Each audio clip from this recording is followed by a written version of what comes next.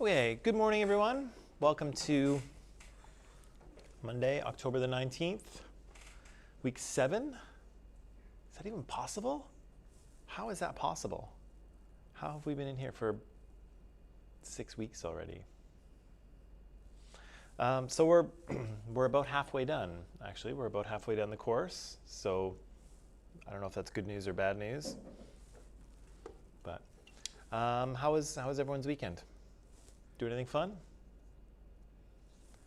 Weather wasn't as bad as I thought it was going to be. I thought it was going to be wet all weekend, but it was okay. Nobody?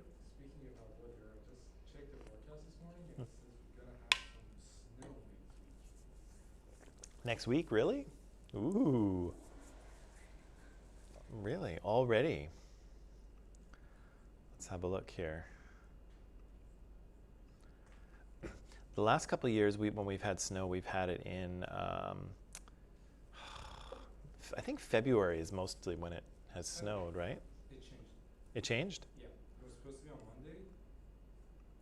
Now it says 50% chance. It was. Oh yeah, okay. Tuesday. Okay, it's going to be a cool. It's going to be a cool week, but okay. You'll get your snow, don't worry. It's coming. We've had snow every year for the past 3 or 4, I think, so it'll come. Maybe you'll get a snow day. Maybe you'll get a day off. Okay, so before we start here, so Aayushi's here. Good morning, Aayushi, or good evening, I guess. Helen's here. Good morning, Helen. Hadila's here. Good morning.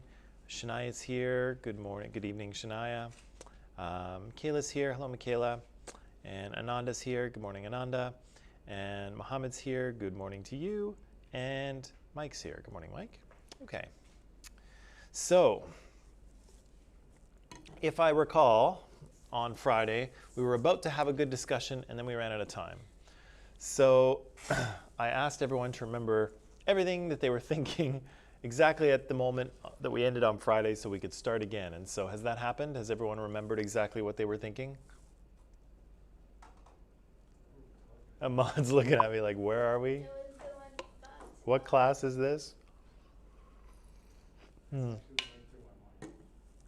Well, maybe I can jog your memory a little bit here. Okay, so yeah, we were talking about genocide, right? And we had, there we go, now it's coming back. And so we said that in response to the Holocaust, again, once the Allies moved into Germany, they discovered some of these concentration and death camps that the Nazis had set up. Everyone was horrified. The news media was invited in and sort of splashed it all over the front pages of the Western world, saying what they had seen there. And so this particular genocide became very popular in the Western world, number one, because of how many people died, but also because, again, the Western world had a front row seat to what had happened, right? They arrived kind of in the process of this happening, discovered it, and reported it. And so it kind of lodged itself in Western consciousness and is important for a number of reasons, but for that one as well. So we said that after this, after the sort of crimes of the Holocaust came to light, the United Nations held a convention and they came up with sort of a formal definition for what had happened, calling it genocide, right? And so genocide is where you are trying to bring about the end of a certain group of people. So whether it's a race, an ethnicity, a religion, whatever it is, you are working to make that happen. Usually it's the government that is involved, so the state government is involved in getting rid of a certain group of people. And as it shows on the slide here, you can do that in a number of different ways. And so you can just kill them, right, is the most intuitive way. But you can also sterilize people. You can take their children from them and sort of re-educate them in the dominant culture. You can create living conditions by which they can't survive, right? And so we'll talk about that very shortly with the Soviet Union and Joseph Stalin and the Ukrainian genocide, in which he basically imprisons people in Ukraine and takes all of their grain for the Soviet Union, and huge numbers die. And so again, that's referred to now as a genocide as well. He didn't directly kill anyone, but of course if you confine people to a certain area of land and then you take all their food and they starve to death, then yeah. So we were talking about that, and we said that of course genocides didn't stop happening with the Holocaust, right? It wasn't the first one to happen, and it definitely wasn't the last. And so my statistic here shows that we've had 43 since 1956, right? And again, most of us cannot name those 43 genocides, and actually most of us can't name more than maybe 2 or 3 or 4, right? But again, they continue to happen, and people continue to die as a result. And so it's certainly worth talking about, because it's not something that is consigned to the past. It's something that is still very much happening, unfortunately. And maybe we'll talk about that in a little more detail tomorrow. We read a little article on the 8 stages of genocide from Human Rights Watch, right? And we said that there were these 8 stages of genocide, because genocide isn't a random occurrence, and it's not an unpredictable one, right? And so if we pay attention, we can see the signs of genocide building, and hopefully we can intervene in some way to stop this, right? And so what were some of the stages we talked about? The last one was denial. And what happens then? Like after like everything has occurred, the people they deny that, oh, this happened, we didn't do anything. Right. So yeah, the last stage is almost certainly denial, right? So people's attempts to kind of cover their tracks, cover their crimes, escape punishment, and that might include them fleeing the country. So at the end of a genocide, there's usually an attempt to cover up the evidence, or the perpetrators will try to escape, right? What's another one? Another stage? It was I think classification is the first one. Yeah, and what happens there? well, they just start making groups of people saying that, okay, these groups are us, the others are those things. At this point, there are these people, but later they will become things. Right. So the first stage is basically just having a society with different groups of people in it, right? Which people recognize as different, which I think applies to just about every society in the world, right? Every society has different groups of people within it. So we're already all in the first stage, if you will. But Ahmad, you're right. Later on, one group will be seen as different, right? They'll be singled out. And what stage is that? Yeah, so there's symbolization, where they sort of impose symbols to mark certain people and mark them as different from society. Then there's dehumanization, where these people are seen as not human, right? Whether they're seen as less than human or somehow supernatural monsters or something like that. Either way, they are not people, right? They're not people like you and me. And in fact, I think I had a video that I used for World War I a while back, but it's this soldier, and the soldier's writing in his diary, and he's an Allied soldier. I think he might be an American. I think he's a Canadian soldier. He's writing in his journal, and or writing a letter to a family member, and he says, you know, we met some German soldiers. We captured some German soldiers. And he said, you know, we kind of half expected them to be, you know, these like, you know, pointy-headed, pointy-toothed monsters, right? Because that's what the propaganda had taught them, right? They taught them that the Hun, the vile Hun, were monstrous and awful. And what they found out was, oh, these guys are just like me. And he says in his letter that, you know, we talked to them for a while, we had a smoke, we shared pictures of our family, and one guy had a young daughter at home. And so, you know, again, the propaganda even was in operation during World War I, and even in Canada and the US, right? They were trying to dehumanize the enemy so that their soldiers could better kill them, unfortunately. But here we see it very much in the extreme, right? Okay, so we've got classification, we've got symbolization, dehumanization, what else? Polarization, right? That happens, that was a later stage, but yeah, that's where the two sides are kind of pushed apart and put in opposition to each other. There was an organization phase, right, where the sort of the tools you need to destroy these people are assembled.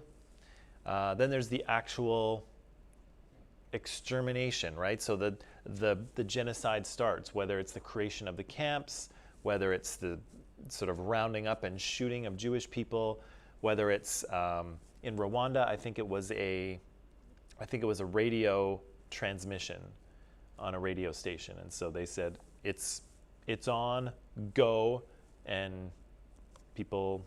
The Rwanda thing, was it like people killed people or government wanted it to happen? It's a complicated situation.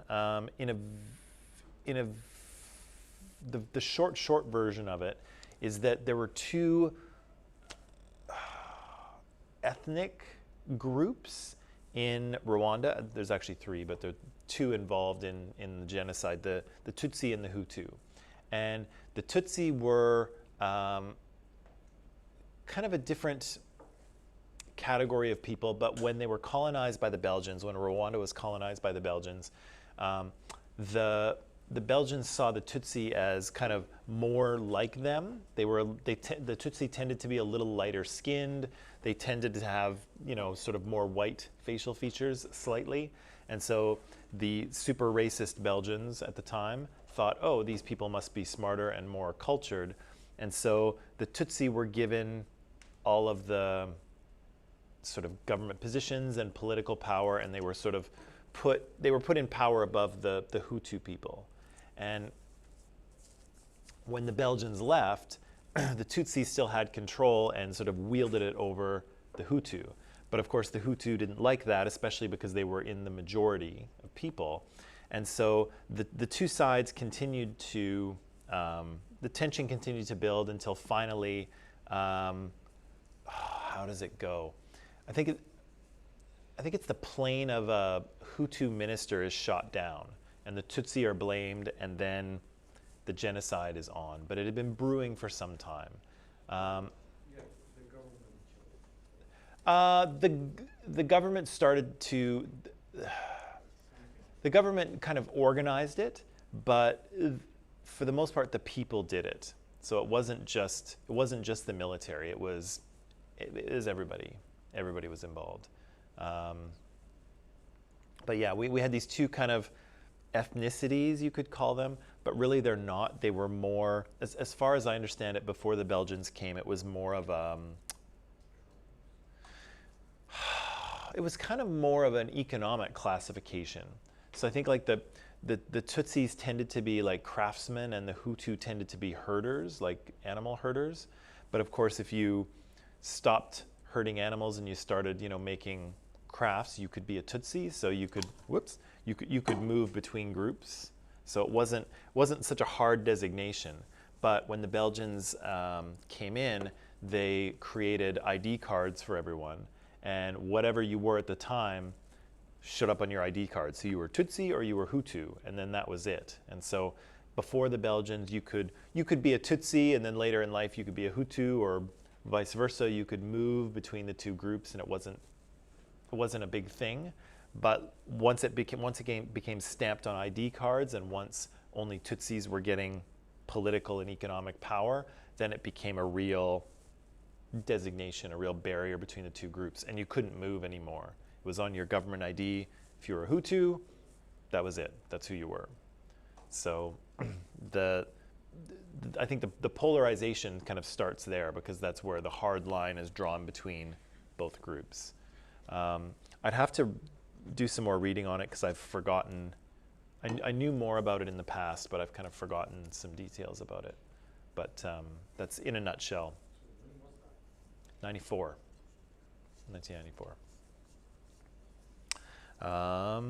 Yeah, the UN doesn't do anything also, by the way. Okay. Right, so we've got all these stages. They're not linear, they don't happen necessarily one after another. Sometimes they go on throughout the genocide, right? The sort of dehumanization will continue, right? I didn't show you that. And so what we were talking about, I think, on Friday was the idea of, well, I don't know, hang on. Okay, let's answer these questions quickly and then we'll come back to what we were talking about. So we said that, okay, there's 8 stages and we talked about how those kind of appeared in Nazi Germany. The question I want to ask you here is number 2. So how did the Nazis manage to do this? How do they manage to kill 6 million people in a few years? Because again, you can't do it. Hitler doesn't do it alone, and him and Heinrich Himmler don't do it alone either. There's a lot of people involved in the business of killing Jewish people, right? There's a lot of people involved. You cannot do this without a lot of cooperation, right? So how do the Nazis get people to go along with this? Why do people help them? Hi, Amanda. Why do people help them? What's that? They were definitely politically popular, right? And so again, the Nazis get into power in Germany in the 1930s, you know, democratically. They have a lot of power. But there's no but? Okay. And they were quite plain about what they're going to do once they get to power. So there wasn't like, they did this. Everyone knew that was going to happen. And so as they liked them, they just went to it. Okay, so your point is that they knew what Hitler was about. They supported him, and then when it happened, it wasn't a surprise, and they just went with it. Okay. What else do you think? Maybe these people already hated Jews, and then Hitler like ignited like an anger, like made it more, and that's why they started. Sure. So that's certainly at least partly true, right? There was an undercurrent of anti-Semitism throughout Europe. Again, we said that at first they tried to deport Jewish people, but a lot of countries didn't really want them, right? And Canada, unfortunately, was one of those countries, right? So there was a current of anti-Semitism in Europe and in the Western world anyway. So that's true. What else? What else do you think? Why? The people may have been angry from the crystal method.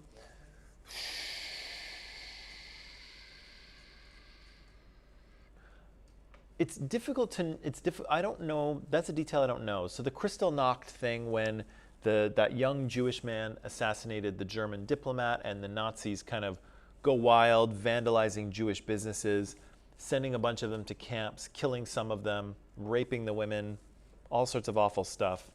That was the Nazis that did that. So like the Nazi party. It's difficult to know how the public felt about that. I don't think they disapproved of it, but I don't think they took part in it either. I don't think, but I don't know that detail. I'm saying that maybe that was contributing fact to that they didn't do anything against the genocide. And they don't do it. Maybe. What else do you think? Why do people go along with this? Because this seems utterly horrible, right? And it seems like I think most of us would want to believe that if we were a German citizen in 1942, that we would not go along with this, that we would clearly recognize this as morally, ethically wrong and horrible. But a lot of people did it. Maybe because like But that time it was okay. Well, that's what I'm asking. I don't know that. For most people, I would suspect that this is never okay. Yeah, for most people, yes. But when the guy who's doing this thing is basically your savior, before he came to power, you would burn money just to have some fire, and then he comes to power and again, you know, go For them, he Okay, It was a big deal. sure. Because this guy is our, I don't know, our kind of own Odin or whatever. Yeah. He's our god.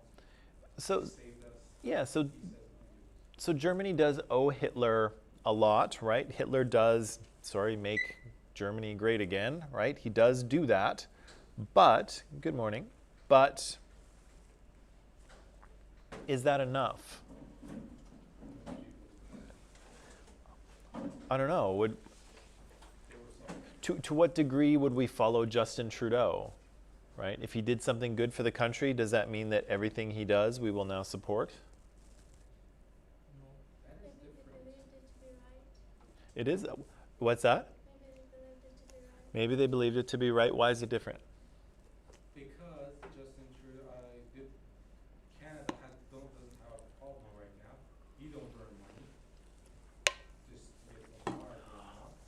I would like to think that even if Canada went through a horrible time, and even if Justin Trudeau did, pull our butts out of the fire, Right, yes. I would like to believe that I would not go along with something like this as a result. That was 1930s. But what's the difference? Maybe We got because civil Hitler, more.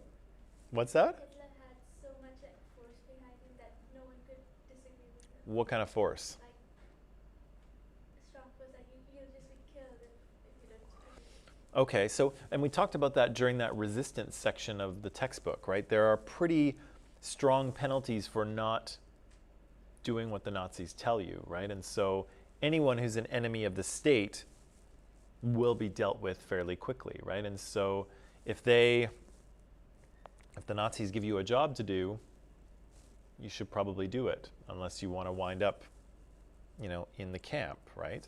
What else? What else do you think is going on here? He was very influencing. What's that? He was very influencing. He's a very strong personality. He was very charismatic. Do you think that everyone in Germany knew what was happening? No, I think the people didn't know. They didn't expect that coming. 6 million people dying. Maybe some did know, but they didn't know to what extent that was going on. The children didn't. They had no idea about the mass killing. Yeah, say again? The children certainly didn't know. Children didn't know? Okay. That's possible. And this I might have to look into a little more as well, but I think accounts vary in terms of how much German people knew. I think the people knew that something was up, right? I think that, as they started to probably notice that there weren't really many Jewish people around, at least not as many as there used to be, I'm sure they had questions, right? Was it safe to ask those questions? Probably not. Did they probably want to know the answer?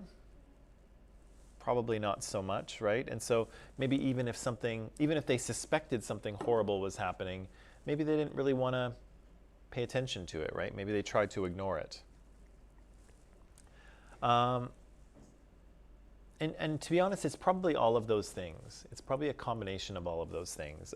Sort of a willful ignorance, kind of an anti-Semitism, the idea that probably not everyone knew what was going on, the threat of punishment if you oppose the Nazis in any way. That was probably a strong deterrent.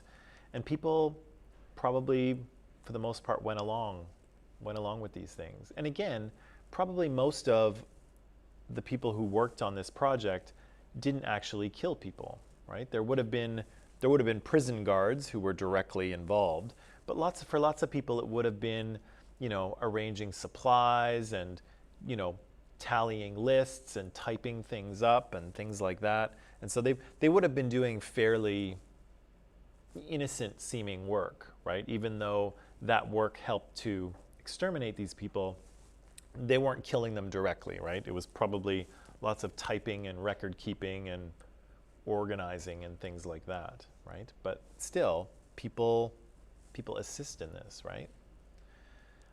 I think this came up in the article, but why are the prisoners in these camps not immediately freed when the Allies come upon them? Do you think? Did it? Was it not? I wonder if it was in the video that I didn't show you. Right. Okay, so I'll just tell you then. Initially, go. You could look at it from like this perspective that they were at war and they had to push back as fast as they were going because, you know, if you deal with pressure, then you may as well just get kicked off all the way back. So the prisoners were not exactly a priority. Could be. Yeah, so you have to really go forward, and then once you've secured, then you can get them out and where would you send them? Exactly. And that's what the video says, is that if you know, even when the Allies came upon these people, you know, even if you open the gates and say, go free, where are they going to go, right? They live in a country full of unfriendly Nazis who will kill them. They have nothing anymore, right? They have no ID cards, they have no money, they have no clothing, they have nothing, right? You can't just release these people into the wild. Like they're going to die, right? So, and that is from the video. So the Allies do keep them in the camps for a while, but, you know, actually feed them and try to care for them. So they keep them there to protect them for a while. So they do stay put in the camp for a while, but again, the Allies actually bring in food and try to care for these people as best they can. Okay, so on Friday we were talking a little bit about a few things, and I'm just going to jump to here. So I think this is what I remembered from Friday's class. So some of the questions I think that came up were, what's the purpose of classifying something as genocide, particularly years after the fact, right? That was one question. We talked a little bit about what justice is and how can you achieve it, right? Especially if you've had a genocide where tens of thousands of people might be implicated in this. How do you punish that? How do you achieve justice? And I think part of this is also, and maybe this is connected to the first question, but how should we remember the past? What is worthy of remembrance and what's not, and why, right? Because as time goes on, we can only remember so many things, right? So, you know, right now we're studying the history of the 20th century in this class, but in 100 years, we probably won't be, right? We'll probably be studying the history of the 21st century in this class. And so we'll kind of start to forget some of these events, maybe, or maybe not. So again, why is it worth remembering this event? Why is it worth talking about it?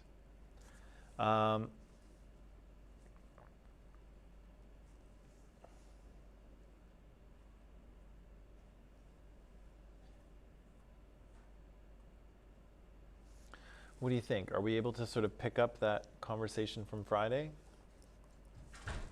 based on those few questions?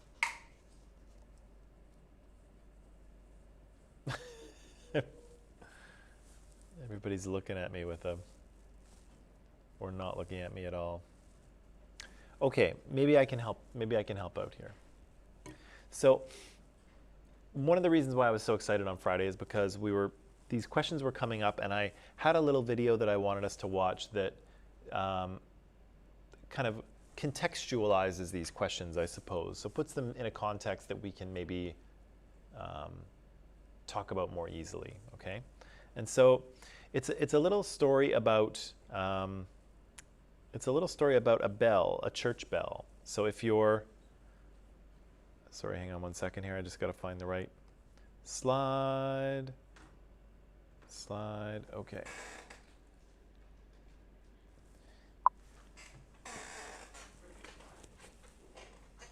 Just give me 1 second here. I'm just going to pop something into Microsoft Teams, and then we can do this. Whoop. Oops.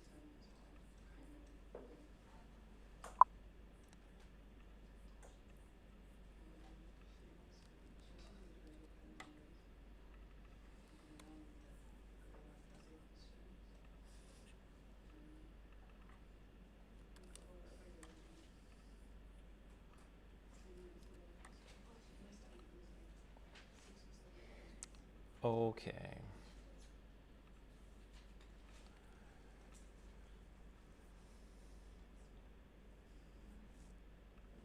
Right.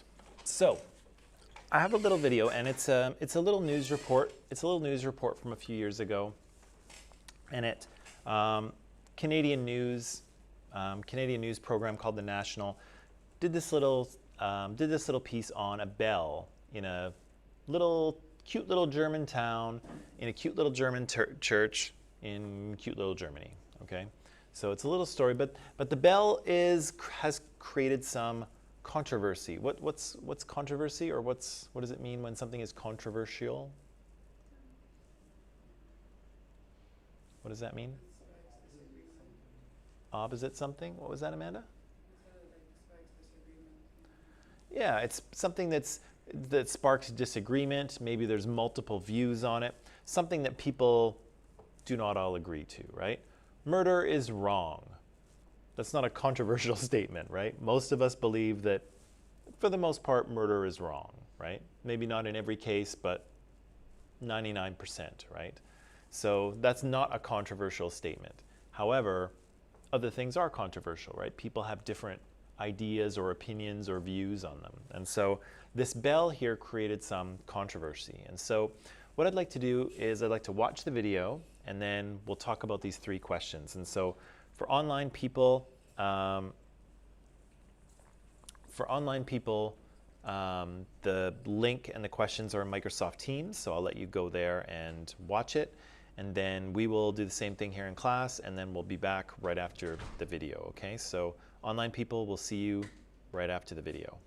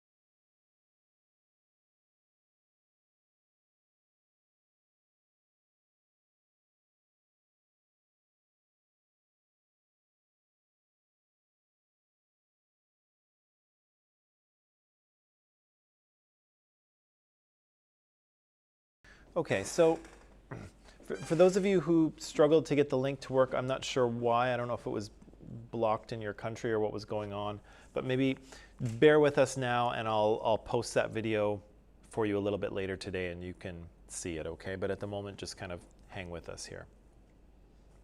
Okay, so,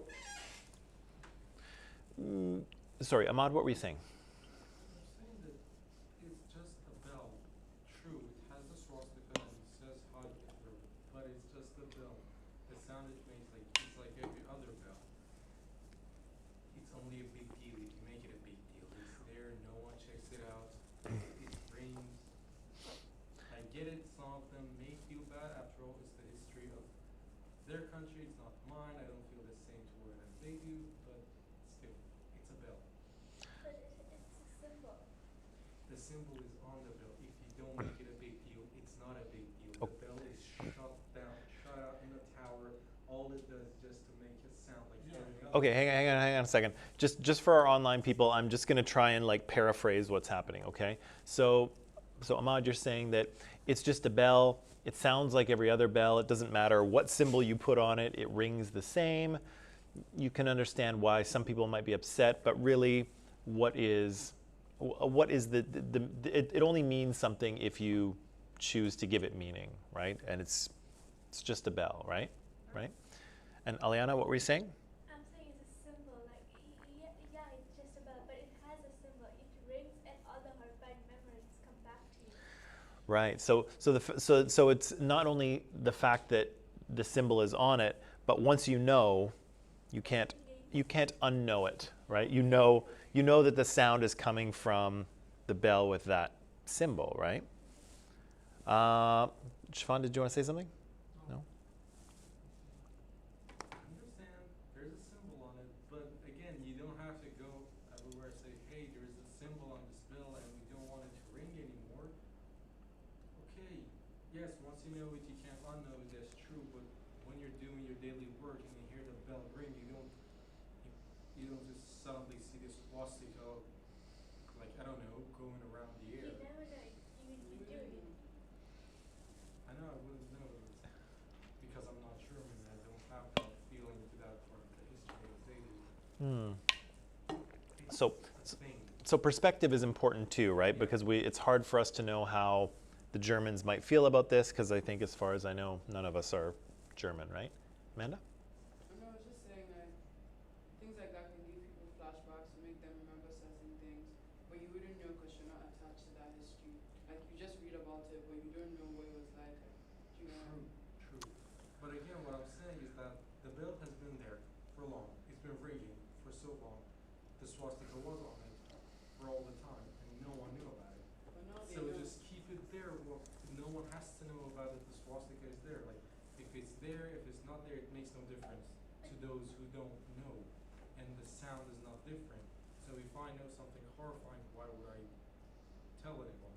It is, I know that the symbol of something that is gone is on some place. So there's a difference between knowing and not knowing, right? If you don't know that there's a swastika on the bell, then it's a bell, right? And you don't think anything of it. But if you do know, it's different, right? And so, Amanda, you said that maybe it will trigger people's memories, right? Some bad memories, maybe. Although increasingly that's probably less and less the case, because there's not probably too many people left alive that directly remember that time. But But they're like grandchildren, their great grandchildren, and maybe they know that their grandparents went through this, and now it's ringing, and I know that the swastika is literally on that bell. It's an ancient artifact, right? And then they won't feel the same way how their grandparents felt. So no grandfathers, because my grandparents been through a lot. Yeah. They've been, like, my grandmother, she just passed away a few months ago. She's been through the British invasion of Iran during the Second World War. She's been through the revolution. She's been through again another war. My parents were through the revolution and the war, and all that passed to us were just a few words, and that's all. We don't feel much when we go to a museum. We see, I don't know, ruins of tanks or pictures or anything. Okay, but that's now your That's a little bit of a perspective. steal. Yeah. It's different for everyone. And why is it such a big deal? Like, why can't they remove it if it's not relevant to them? I'm Like, you heard I'm what they said, saying- like, if you're So, I'm just saying sorry. that- So 1 second. So Ahmad, you said one important point was that there's probably a generational difference, right? And so the older generation might view this differently than the younger generation because the older generation is closer to the event. And Amanda, what were you saying? I was saying, like, what the guy said in the video, if you're anti-fascist, why can't you just remove it? Like, why does it have to be? Right. So it's not. Oh, so I'm sorry. So yeah, not so much why remove it, but why keep it. So what I'm saying is that why remove it? It's not that it's not somewhere where it's in a plain sight where you can actually see the swastika on it. You have to go up to the bell tower, which, let's face it, no one really does that. I don't think normal people would go there. It wouldn't be public access probably.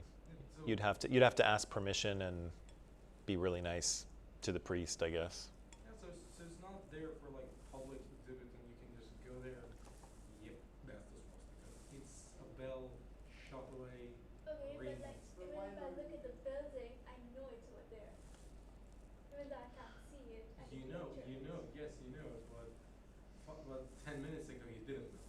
So you would just walk around. But there, now say, she "Oh, does. no, what I'm saying is that just don't spread it. Now you know. What's the reason for keeping Don't it? ask, don't tell. Reason for removing it. What's the reason for keeping it? I'm saying that it's an old thing. We all like when there's an old thing there. Look at, well, it's there, it's Ancient old and it has some value. What's the Now- value? I'm not saying of the value of that specific bell. I'm saying there's No, but we're talking about value. the bell. The bell. It's just a bell. There's nothing bad to it other than a sign. I So mean, what's good to it? No, What but I'm the sign saying- makes a difference. Like, take your hoodie, for example. yeah. If it had the swastika on it, like, people will look at you weird because it has a symbol and it symbolizes something. So Yes, it's not just, but it's I'm not. nothing. Yes, but if it was on my hoodie, I'll be walking down around the public, and they would definitely see the swastika. If it was on the inside of the hoodie, then no one would see it, and it is still there, but no one sees it. So big deal. Yeah, no because one no feels one anything. knows about it. But those people know. Why do you think this is related, but just a slight sidestep? They mentioned in the video that the swastika has been banned in Germany since 1949 or 51. So you may not use this symbol. It may not be displayed except in certain historical contexts, right? Like in a museum or something. Why would they do that? Why would they ban the display of this symbol? It's something that when we see something often, then it's not a big deal for us. But if there's something that you don't see it all that often, then when you see it, it's like, oh yeah, it's this thing.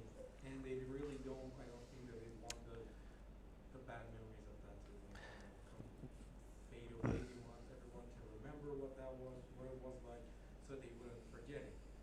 But again, the bell could also serve such purpose. It's a thing which is, it makes people remember the bad things and the horrors and not to do the same mistakes all over again. Isn't that the reason we learn history? So we wouldn't make the same mistakes. In principle.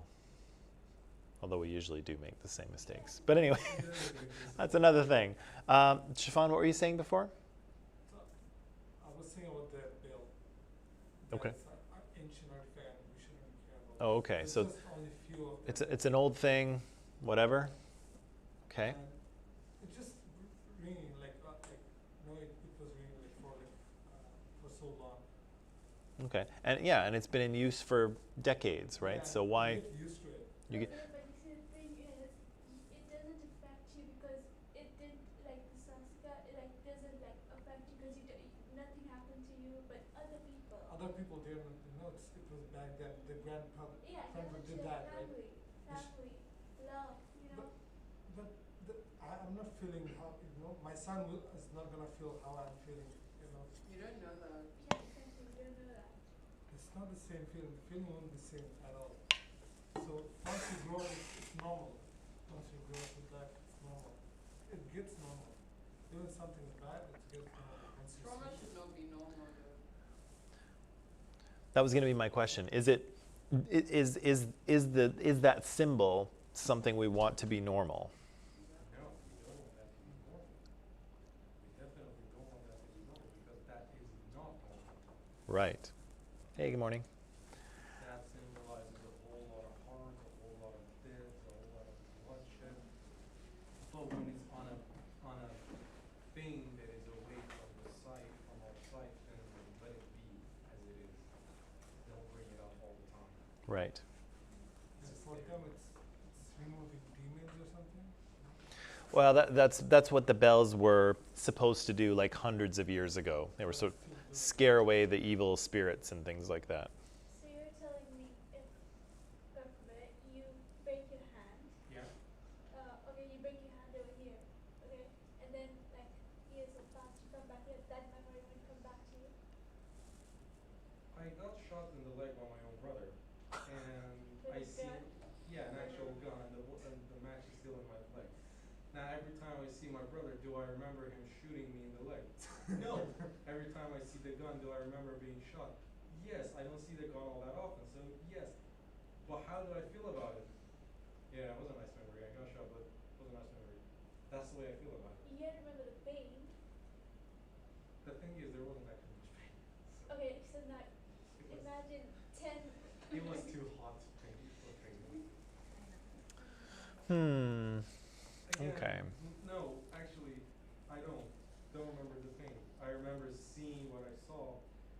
I remember, Okay, see. to be honest, that was kind of exciting what happened there because I was just there. A bit of blood was spilling down my leg, but Yeah, okay. it wasn't about me. I acknowledge that the bell, hearing the bell is not a choice. People go to the museum and they see the swastika, but you made the choice to go there. If you're in your house and you hear that and it triggers memories, how is that your choice? And she said it's a bell that's in a tower and you choose to go there. Right, you say it triggers memories. Yeah. I can't have memories of times I wasn't there. Most people who live there at this moment were not around when Hitler was there. Okay. So that. Probably, Sorry. Go ahead. they were probably born, I don't know, in the 50s if they're really old. Okay, so there's two questions there. There's questions of proximity, right, in terms of who is affected by this bell or who can claim that they are affected by this bell and who cannot. The other question, I think, has to do with context, okay, the context in which the bell exists. Because I don't think, no matter what side of this controversy that you're on, nobody was arguing for the destruction of the bell, right? Nobody was saying the bell should be melted down and destroyed. They were saying either leave the bell where it is because it's been there for so long, who cares?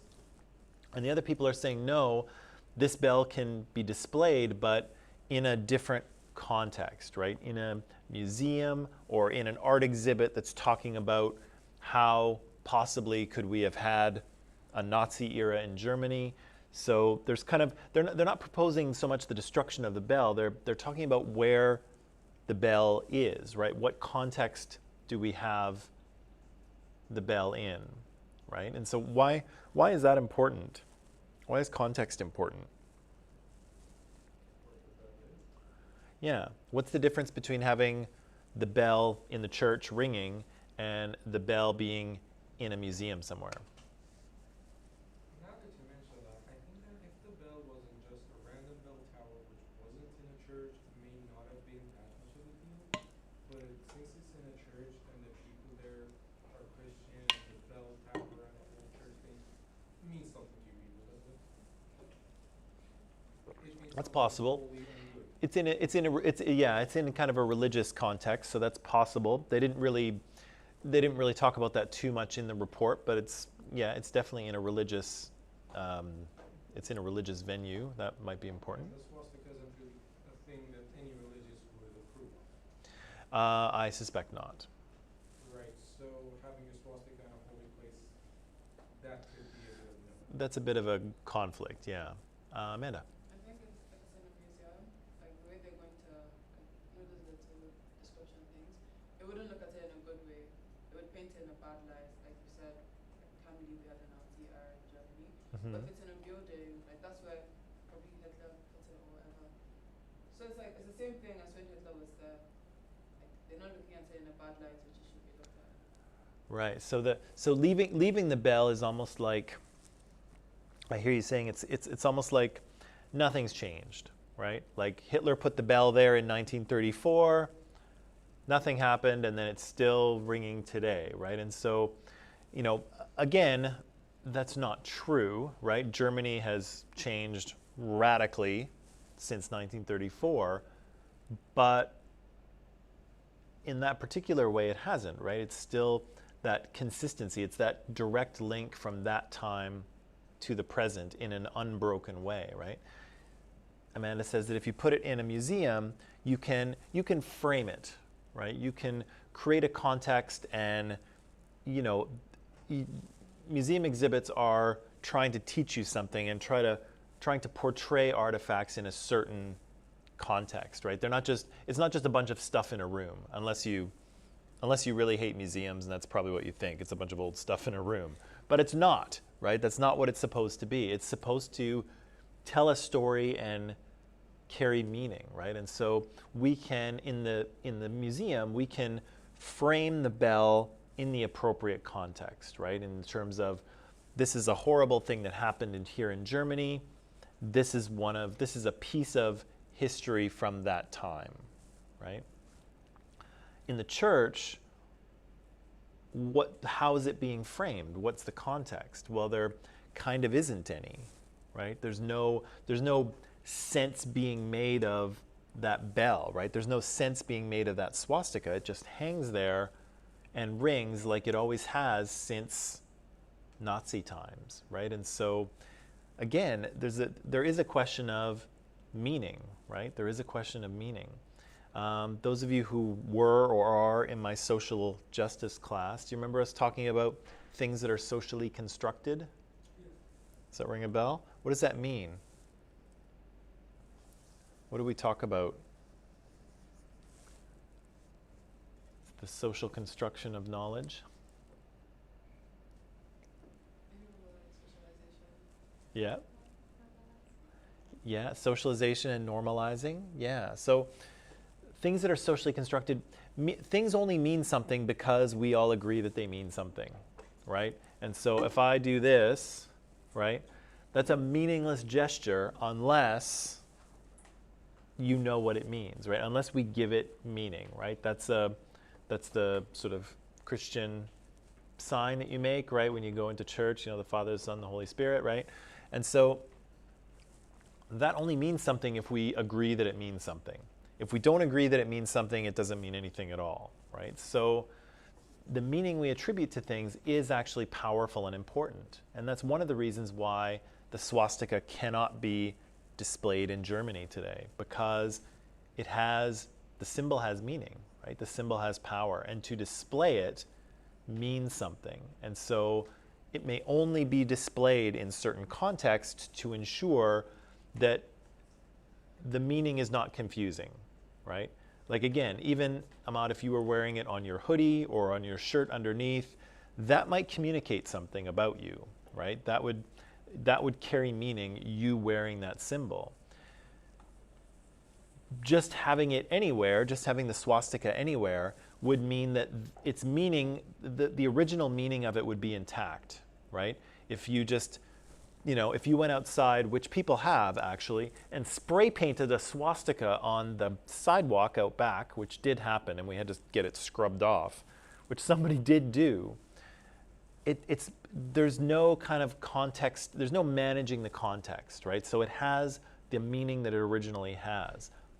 The only way we can kind of deal with it is if we put it into a context where we can control that meaning, right? And so when you go into a museum in Berlin and you see the swastika, that meaning is managed, right? It's not, it doesn't carry the original meaning. It's like, we're showing this to you because this happened and it was really, really bad, and we need to remember it, right? And so you can manage that symbol depending on the context, but you can't manage the symbol if you just display it anywhere and everywhere. And so that's why it's banned. That's why you cannot display it anywhere.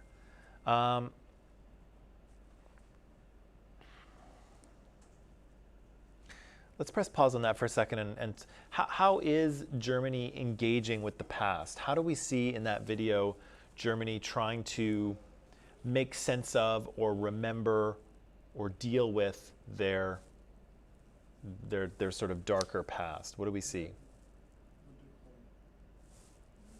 They were planting some kind of. Oh, they're planting something. What were they planting? This is golden brick. The golden brick, There were more than 3,000, 30,000 golden brick. right? So it's an artist, right? Who is this is an art project for him. He makes these little gold bricks, and what's on the brick? The names of Name of the the- people who the Jews who were killed. Yeah, the names of people who were deported and sent to camps and that died. Where does he put those bricks? In the road. In the road? Next to the building where they live. Yeah, so in front of the building where they lived, and they're called stumbling blocks, right? And so you're supposed to stumble over them. Of course, they're smooth, so you won't actually trip on them, right? He's done a good job of making them level, so you won't actually trip on them. But you're supposed to trip over them, right? Like not physically, but emotionally, right? You're supposed to remember as you walk into this building, oh, this was this person's building before they were sent away and killed, right? So that's one way, right? We have that art project with these stumbling blocks. What else do we see? They clean the graves. Right, the high school students were scrubbing the graves of forced laborers, right? We read about those people. I'm not sure if it's the same people, but we read about all those workers that were sent from France back to Germany after Germany forced France to surrender, right? There was 640,000 of them that were sent back to Germany, and that might be the graves of some of them, right? That those kids were, why were those kids scrubbing their graves? Because generally what they would do was to remember their past living pain. Emotionally knowing the pain their ancestors are in. Yeah, there's a certain remembrance of the past, right? And those kids are being forced to pay attention to it, right? If you're scrubbing a gravestone, you are forced to pay attention to that stone, right? What else? What else is happening? They were showing respect, to the grave. They were, yep. They were. Cleaning them, make sure it's clean. Very true. What other things do we see in the film? Ways in which Germany engages with the past. Yeah, we saw that art exhibition, right? Hitler, how could it happen? And so it's set up, they said, in a former air raid shelter, and they've got lots of photographs and artifacts from the time talking about, the process of Hitler coming to power. What else do we see? What was out front of the train station, the main train station in Berlin? Oh, the name of the places they took the Jewish people. Yeah, because that was the train station where your next stop was Auschwitz, right? The concentration camp, and so the destination cards are still there, right? You can still see this is how people were sent there, right? They were sent through that station. What else do we see?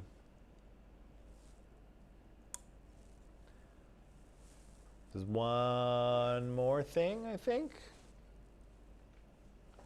One more thing in Berlin. Saw those. Putting candles. What's that? They were putting candles in front of the cans. They're putting candles in front of the. Oh, kind of the flowers. Yeah, in front of the flower. Oh yeah, where were they? Where were the flowers being put? Yeah, in front of the new implants. Okay, yeah, we saw that. So some people were marking those, almost treating them as memorials or graves, right? They were leaving flowers or stones or something. The golden brick thing. Yeah, the golden brick thing. And then we saw the Holocaust memorial in Berlin, right? And so it's all these kind of stone slabs, and you can walk through them, and it's somewhat maze-like and a little disorienting, and it's a strange space. I've never been there, but I've seen pictures of it. So even in Berlin, we see a couple of different memorials. We see this artist doing these stumbling blocks. We still see some signage that is connected to Nazi times, but of course very carefully thought out and managed, right? Because again, those symbols have a lot of power, and to display them without appropriate context means that they mean the exact same thing as they used to, right? So you really have to be careful about how you use them. How old is this video? Well, Donald Trump is president, so I assume it's about 2 or 3 years old. 3 years, maybe. Okay, I have more questions for you, but I think we need a break, don't we? Okay, let's take a break. We'll come back, and then we'll finish this up.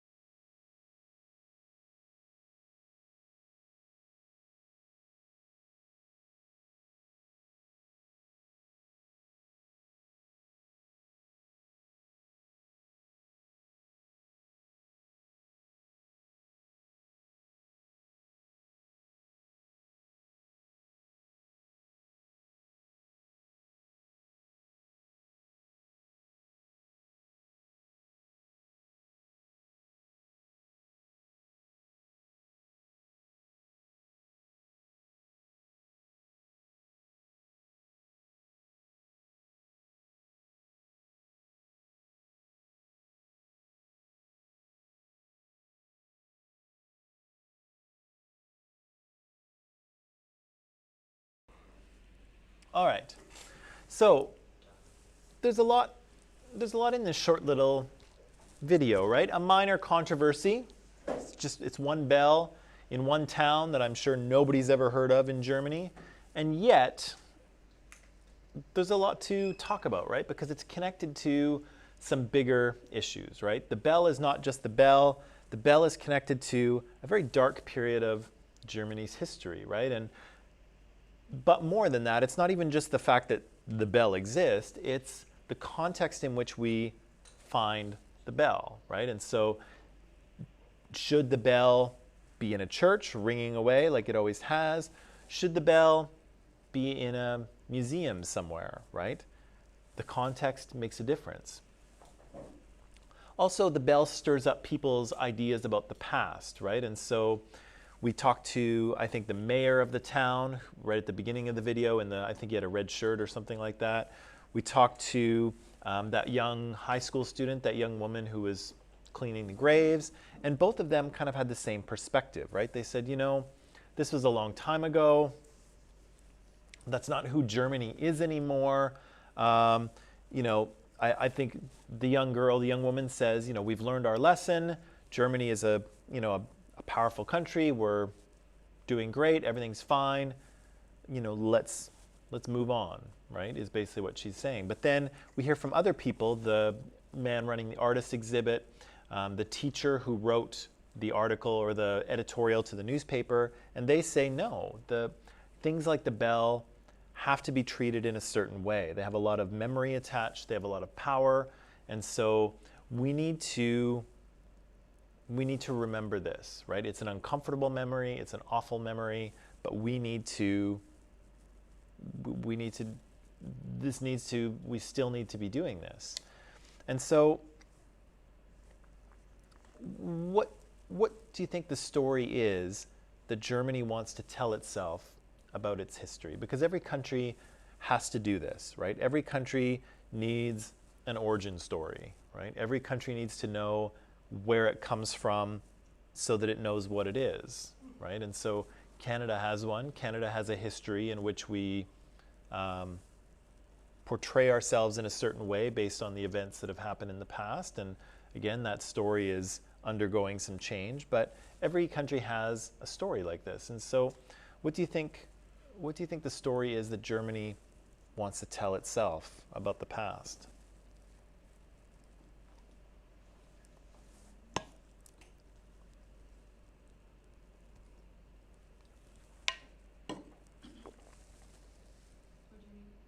What do I mean?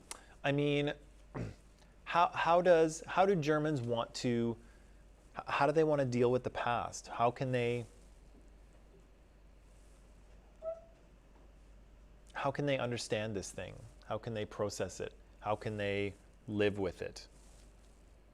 I think firstly by acknowledging the Germans were formed back then. Okay, so unlike World War I, where Germany was made to take responsibility for a war, even though it wasn't entirely their responsibility, here responsibility has to be taken, right? They have to understand that they were the perpetrators of this. Okay, what else?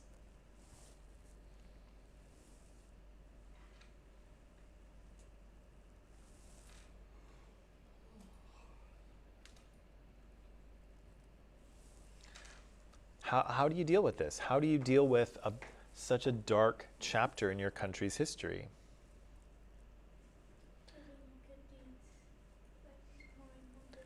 Okay, so I guess I think the way they phrase it in the video is acts of atonement, right? So ways of saying we're sorry, right? And so sometimes they're even small, right? Just, you know, the scrubbing of the graves is an act of atonement. Of course, it doesn't really change anything in the grand scheme of things, but it's a symbolic gesture, right? It's a small step, yeah. What else?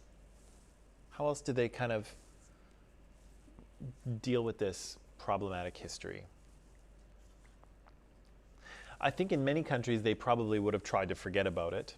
I think because of the way that this knowledge came to light, I don't think it was possible for Germany to forget about it. I think they had to deal with it. But I think many countries, if given the opportunity, would try to bury this and try to not talk about it ever again if they could.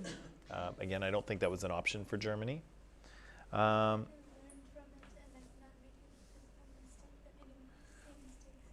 Right. So the desire to commemorate this and make sure that this is learned from, right? I'm going to ask a question in a second. Aayushi says they aren't proud of what happened, but they think it taught them a lesson to be better than themselves, to be able to be better.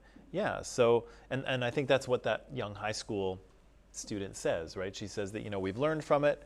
We're better now. We've, the progress that we've made in Germany today shows that we have learned from the past, right?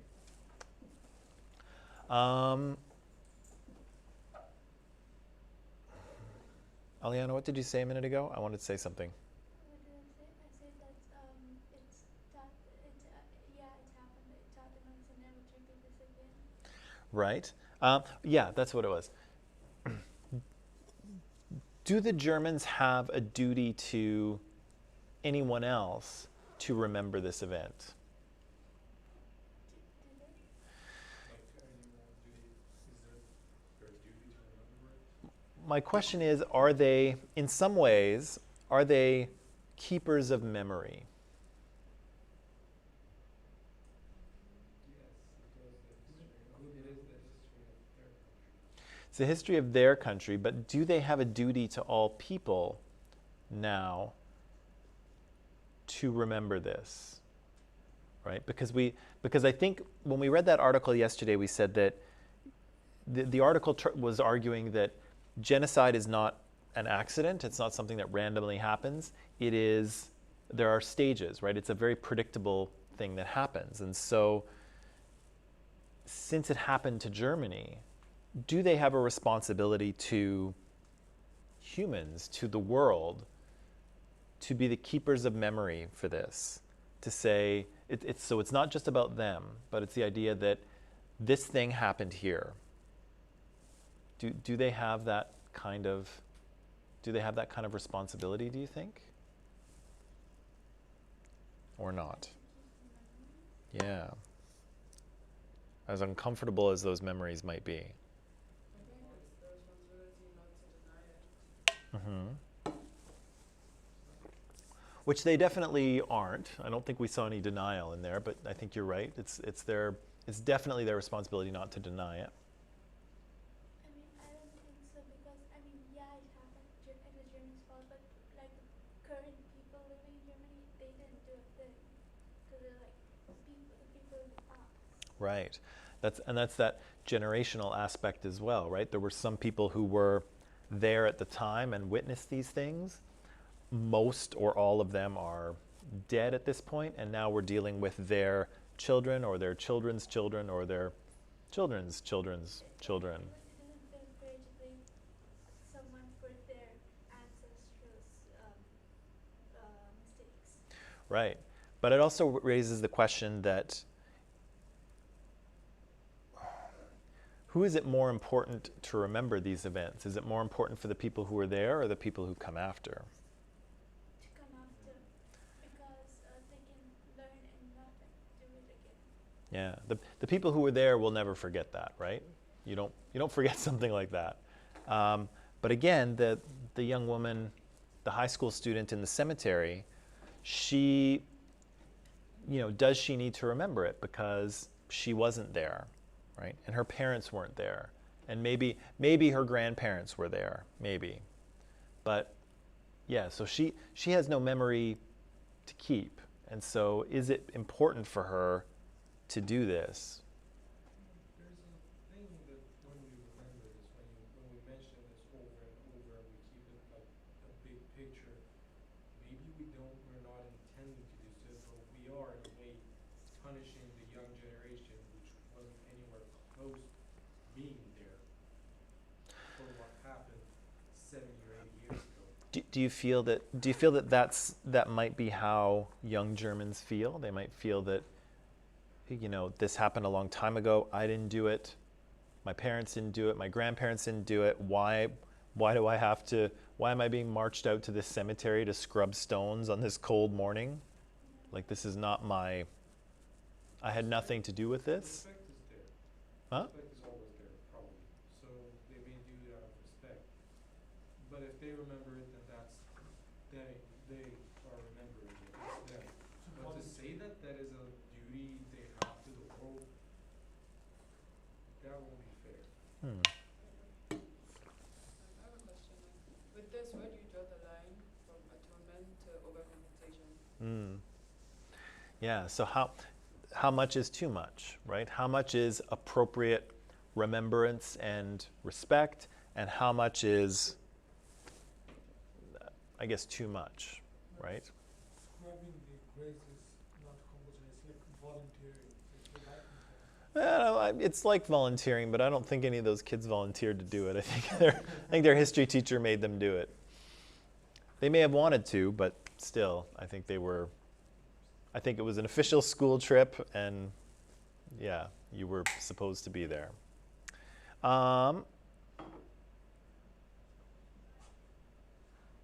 kind of think that a lot of these questions, though, the question of what to do with the bell, the question of the Nazi symbol, the question of how to remember the past, the question of responsibility and atonement, and all of these things, I think all of these kind of ideas come down to this statement. Whoops, not that statement. This statement. That's not me saying it, by the way. That's an accident. This is not me saying it because I don't speak German. But this is kind of the statement that I think puts all of these questions into context. Because I think the way that you think about this question, the way that you answer it, that's kind of what determines what side of this controversy you wind up on, one side or the other. Can anyone read German here? No? Oh, I guess we'll never know what it says. If only somebody translated it, hey? If only there was something called Google Translate. If only, and if only your teacher had thought far enough ahead to actually translate it. But of course he did, right? This is what it means in English, and it's something that is carved into the Holocaust Memorial in Berlin that we saw with all of those stone slabs, right? What's an aberration? What does that mean? If something is an aberration, what is in short? what is it? What's that word mean? Aberration. Aversion means it's in a short form. That's an abbreviation. That's abbreviation. Sorry. Aberration. Aberration. What does it mean? The departure from its normal, usual, expected, or typical. Yeah, a departure from the expected or the normal or the typical, something that's weird, right? Something that's an anomaly, something that's unexpected and, unexpected and abnormal, right? So that's what the Holocaust Memorial is asking people when you go there. Is the Holocaust an aberration or a reflection of ourselves, right? So the question here is, was this a weird one-off thing that happened and would never happen again? Or is it something that is unfortunately in line with sometimes the way humans behave?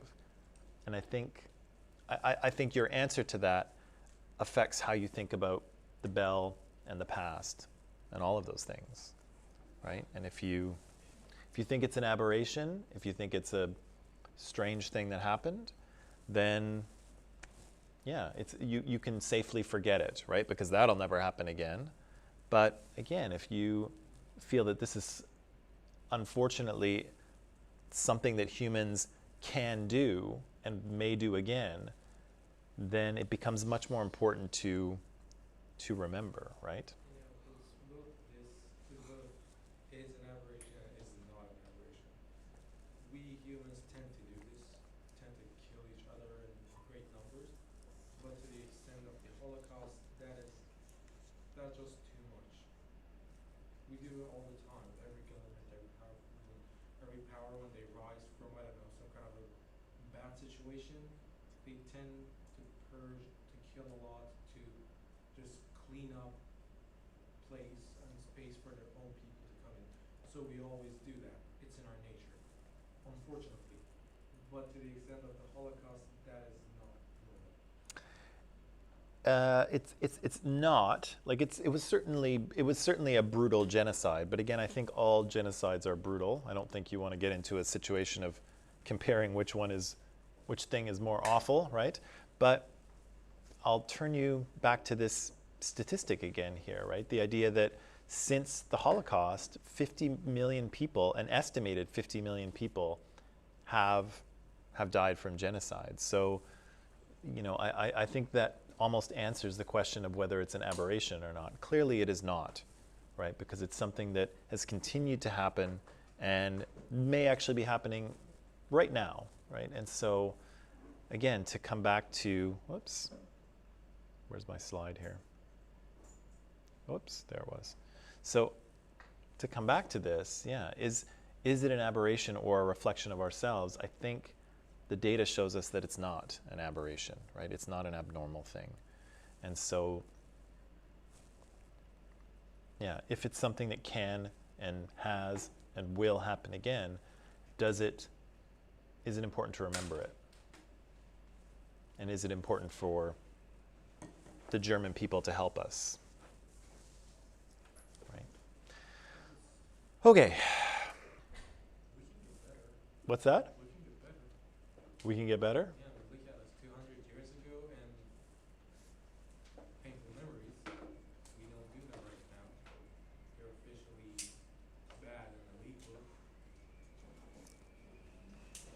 We know better. Maybe. Maybe we'll talk about that tomorrow. Okay? All right, that's it for today. Come back tomorrow. Thanks, online people. I'm sorry about the screw up with the link there, but it's there for you now. Okay, so see you tomorrow. Thank you.